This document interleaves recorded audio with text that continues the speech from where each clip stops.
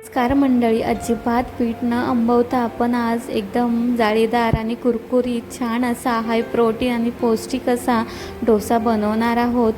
High protein तर आहेच, पण वेट लॉससाठी म्हणाल तर अप्रतिम असा आपला एकदम चविष्ट डोसा आहे। तर डोसा बनवण्यासाठी एकदम सोप्या पद्धतीने मी रेसिपी केलेली आहे, तर व्हिडिओ पूर्ण शेवटपर्यंत बघा, अजिबात व्हिडिओला स्किप न करता। आणि एकदम सोप्या पद्धतीने बनवलेली रेसिपी आहे। तर चला जास्त उशीर न करता रेसिपीला सुरुवात करूयात। तर त्यासाठी मी इकडे रेशनिंगचा तांदूळ घेतलेला आहे अर्धी वाटी, आणि त्याच वाटीने अर्धी वाटी मूग घेतलेले आहे। तुमच्याकडे मूग डाळ असेल तर मूग डाळही घेऊ शकता।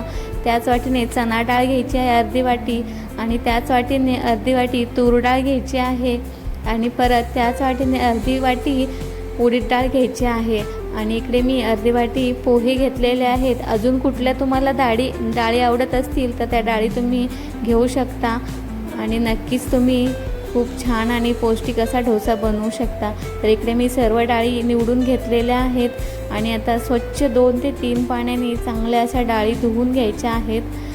तर इकडे मी रेशनिंगचा तांदूळ वापरलेला आहे। तुम्हाला इकडे दुसरा कुठला तांदूळ वापरायचा असेल तर नक्कीच वापरू शकता।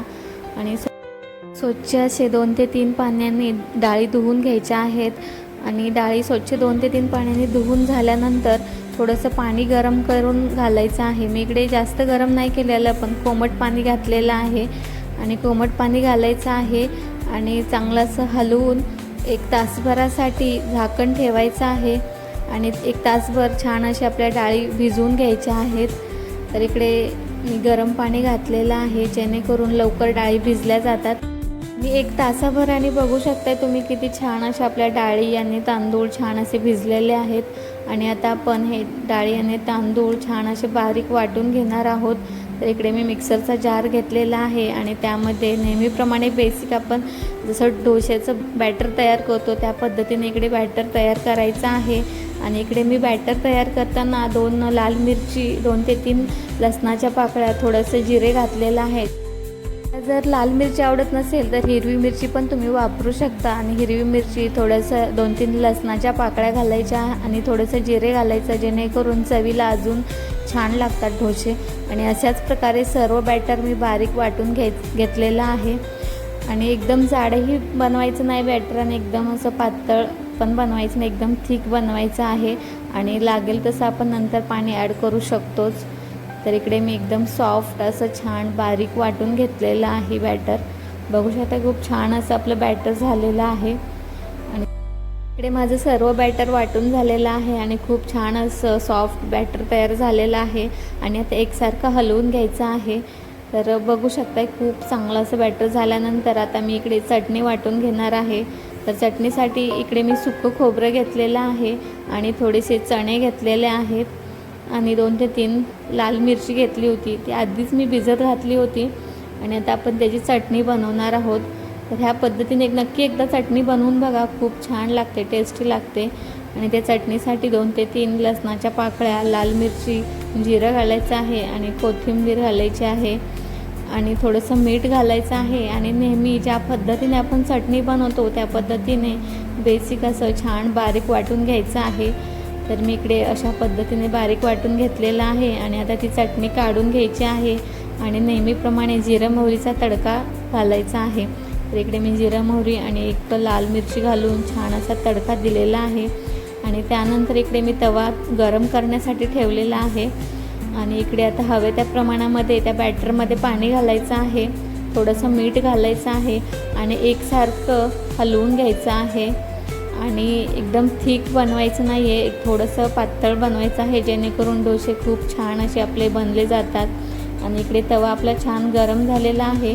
तर तवा गरम झाल्यानंतर थोडासा पाण्याचा शिंतोडा घालायचा आहे, जेणेकरून तव्याचं तापमान एकदम लेवलमध्ये येतं, आणि डोसे चिपकून राहत नाहीत। आणि त्यानंतर थोडंसं तेल लावायचं आहे, आणि इकडे मी तव्याला थोडंसं तेल लावलेलं आहे। नंतर अशा पद्धतीने आपलं बॅटर तयार झालेलं आहे, आणि एका वाटीमध्ये पीठ घ्यायचं आहे, आणि तव्याच्या मध्यभागी ते पीठ घालून छान असं गोल फिरवत राहायचं आहे। बघू शकता किती छान अशी आपल्या डोश्याला जाळी फुटलेली आहे, आणि खूप छान असा आपला डोसा तयार झालेला आहे। आणि त्यानंतर कढईत थोडंसं तूप किंवा तेल सोडायचं आहे, किंवा तुम्हाला बटर आवडत असेल तर बटरही तुम्ही वापरू शकता, तर चवीला अजून छान लागेल बटर वापरल्यामुळे. आणि त्यानंतर कडा सर्व काढून घ्यायच्या आहेत आणि छान असा डोसा खरपूस बारीक गॅसवर भाजून घ्यायचा आहे. तर खूप छान असा डोसा आपला भाजून झालेला आहे आणि कुरकुरीत तर झालेलाच आहे, क्रिस्पी पण झालेला आहे.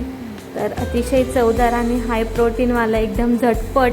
जर तुम्हाला कधी डोसा अचानक खायची इच्छा झाली तर अशा पद्धतीने तुम्ही नक्की बनवू शकता. तर अशाच प्रकारे सर्व डोसे मी बनवून घेतलेले आहेत. हा हाय प्रोटीनवाला एकदम पौष्टिक असा डोसा आठवड्यातून एकदा नक्कीच तुम्ही बनवून बघा.